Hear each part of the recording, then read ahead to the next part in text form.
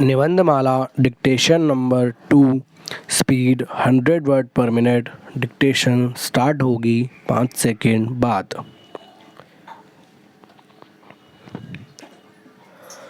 Start.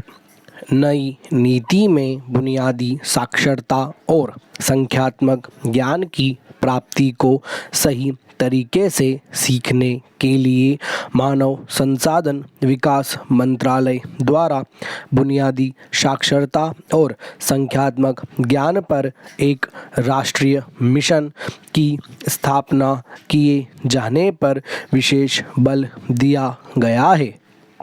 विरम राज्य सरकारों द्वारा वर्ष 2025 तक प्राथमिक विद्यालयों में कक्षा 3 तक के सभी बच्चों में बुनियादी साक्षरता और सकारात्मक ज्ञान प्राप्त करने हेतु इस मिशन के क्रियान्वयन की योजना तैयार की जाएगी। पैरा। राष्ट्रीय शैक्षिक अनुसंधान और प्रशिक्षण परिषद द्वारा एक नई और व्यापक स्कूली शिक्षा के लिए राष्ट्रीय पाठ्यक्रम रूपरेखा 2020-21 तैयार की जाएगी। विराम। इसके अतिरिक्त वर्ष 2030 तक शिक्षण कार्य करने के लिए कम से कम योग्यता 4 वर्षीय इंटीग्रेटेड बीएड डिग्री हो जाएगी। साथ ही गुणवत्ता विहीन स्वचालित अध्यापक शिक्षा संस्थानों के विरुद्ध कठिन कार्यवाही की जाएगी। पैरा।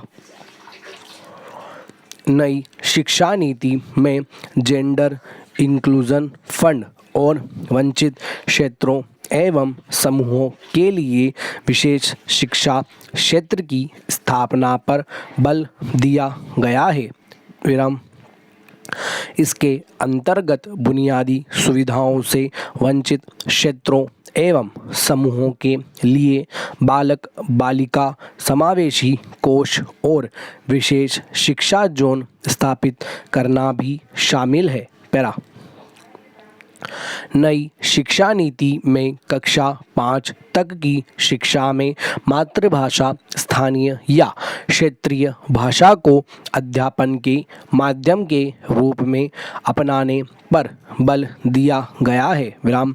साथ ही इस नीति में मातृभाषा को कक्षा 8 और आगे की शिक्षा के लिए प्राथमिकता देने का सुझाव दिया गया है। विराम।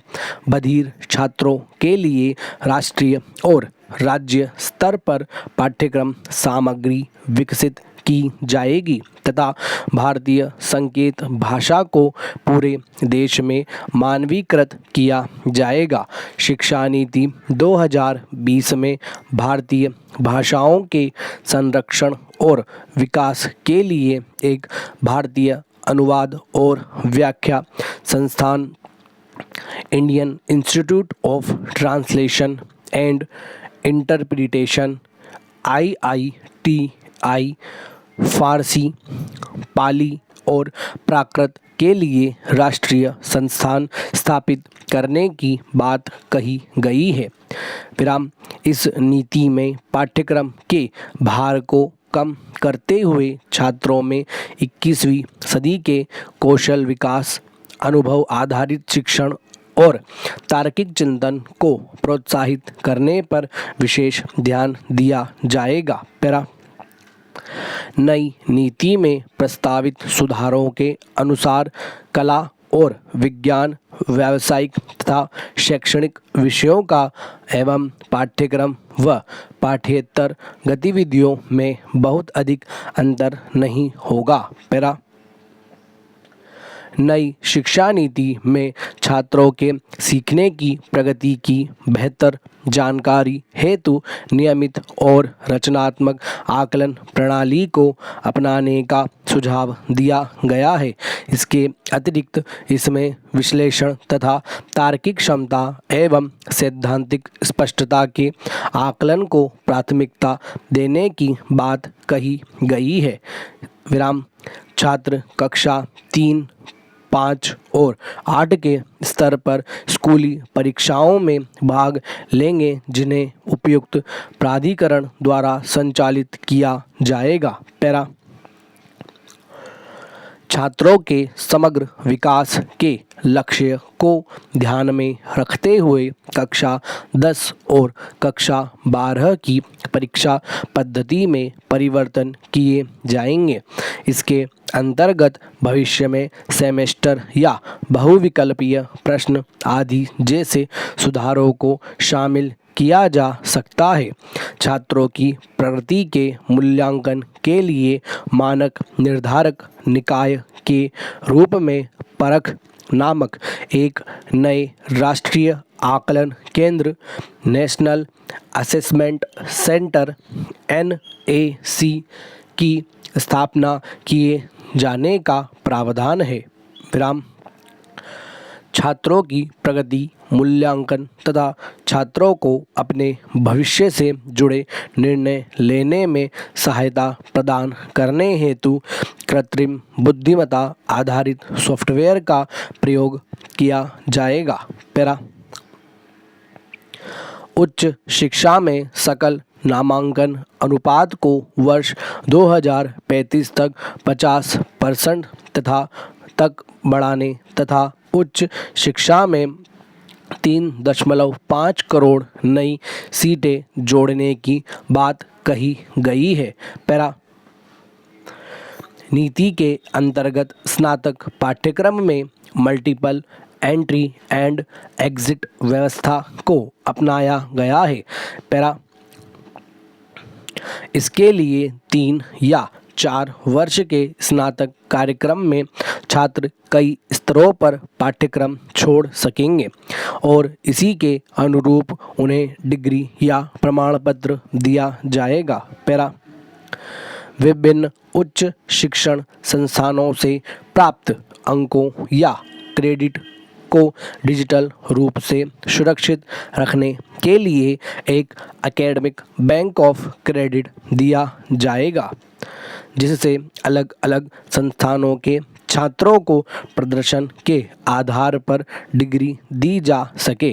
पैरा नई शिक्षा नीति के अंतर्गत MPhil कार्यक्रम को समाप्त कर दिया गया है। पैरा